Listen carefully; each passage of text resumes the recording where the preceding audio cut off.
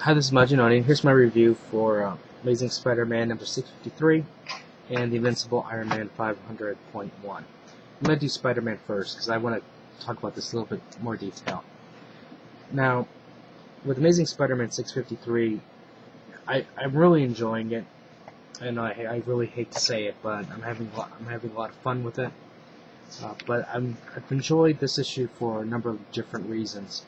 Like, the one thing that I really wanted to see was Spider-Man fight the Scorpion with his new costume, but obviously you just can't do that on a rocket.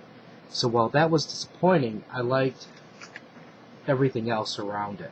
Like, for an example, you have Spider-Man and Squirrel Girl just not giving him any type of respect on the phone. And you still have the Where's Peter situation, where you have the two scientists trying to detach the rocket from the boosters. You do get a little bit of a battle, but it's nothing terribly great. You have Dr. Octopus involved, and once the Dr. Octopus sabotages the Spider Slayer's best efforts, and the rocket's able to detach from the boosters, and it's able to fly off into space. I'm sorry, the shuttle, not the rocket. The Spider Slayers go, well, you know what?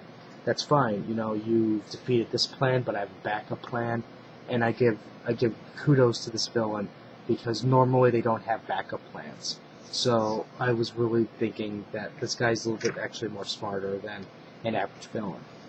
Now, from there, then you have the Avengers coming in, and it's just nice to see that you have the teamwork between the Avengers and Spider-Man, where you wouldn't have normally had that type of relationship in the past. Now,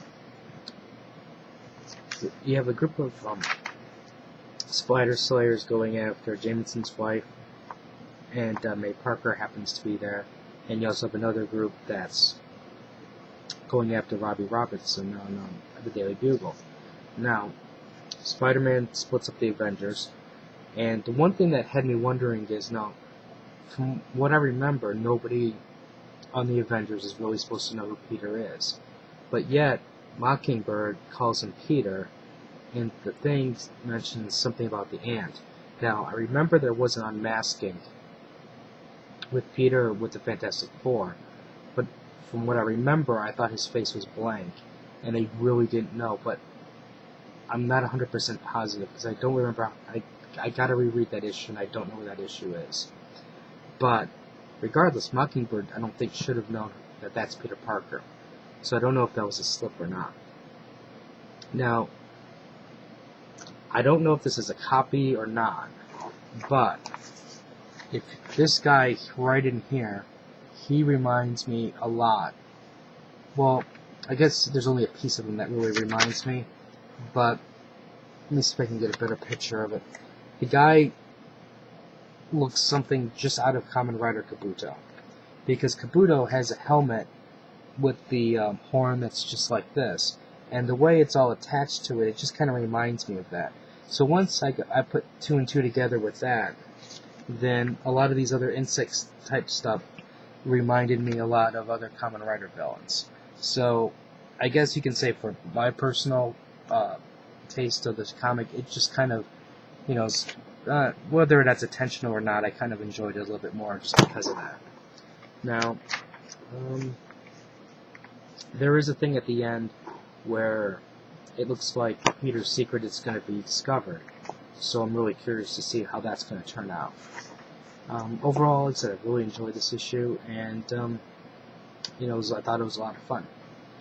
Now, with the Invincible Iron Man 500.1, I personally, excuse me, I think this is a great idea what Marvel's doing with this .1 issue. Now, it's $2.99, so people who are on a price budget can at least afford it, because it's $1 cheaper than a regular Marvel book. Personally, I would have liked to have seen it drop to $1.99, but what are you gonna do? You can't. They're not gonna give you everything you want. Now, what this basically is, it's an origin issue for Iron Man, Tony Stark, but it's not a traditional story where it's like, here's Tony, he went to Vietnam, he got the, blah, blah, blah, blah, suit of armor, heart problems, things like that.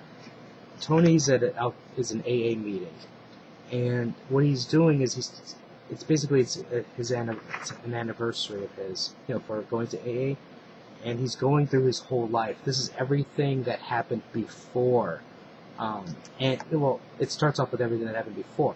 So he's a little kid. He's like saying, I grew up around alcohol. There was parties at the house, so I even had parties. But I never drank. Everybody else drank, and I was Mr. Popular. And there were the girls, but I didn't know how to talk to girls. And it was a very interesting viewpoint of Tony's life.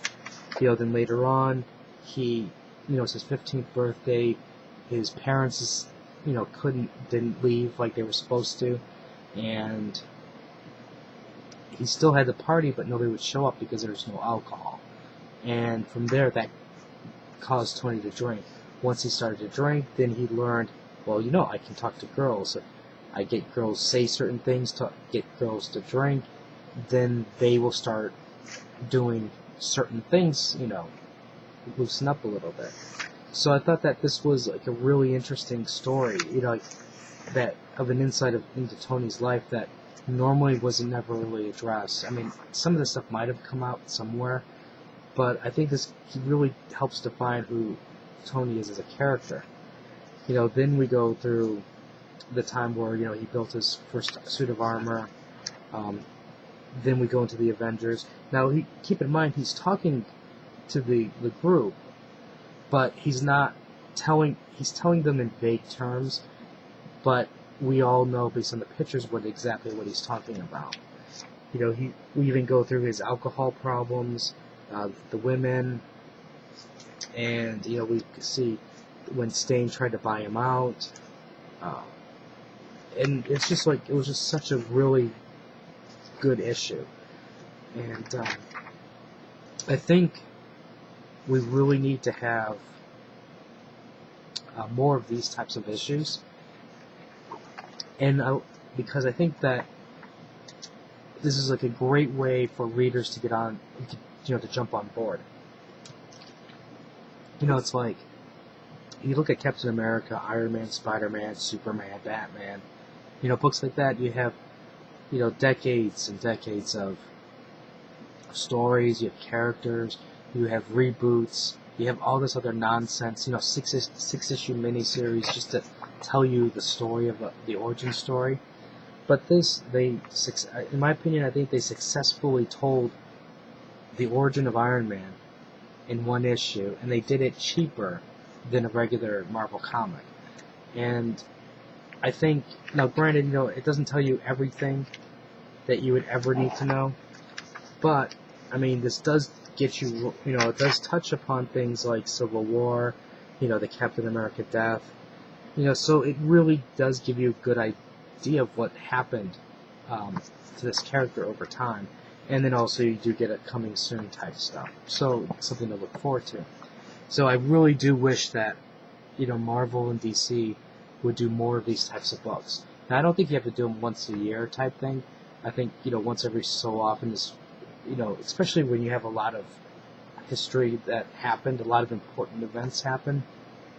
I think it's really important to remind people where this character came from, and also it's a great, like I said, it's a great jumping on point. If I wish they actually came out with this during the Iron Man movie, like when the first Iron Man movie came out, because now a moviegoer can just buy this book and they get the idea, they know who Iron Man is, and they can jump right into the comic immediately. So, like I said, this is a great idea. If you have any comments or questions, just let me know. Rate the video up or down. Let me know what you think, and I'll have more reviews up probably tomorrow or so. And until next time.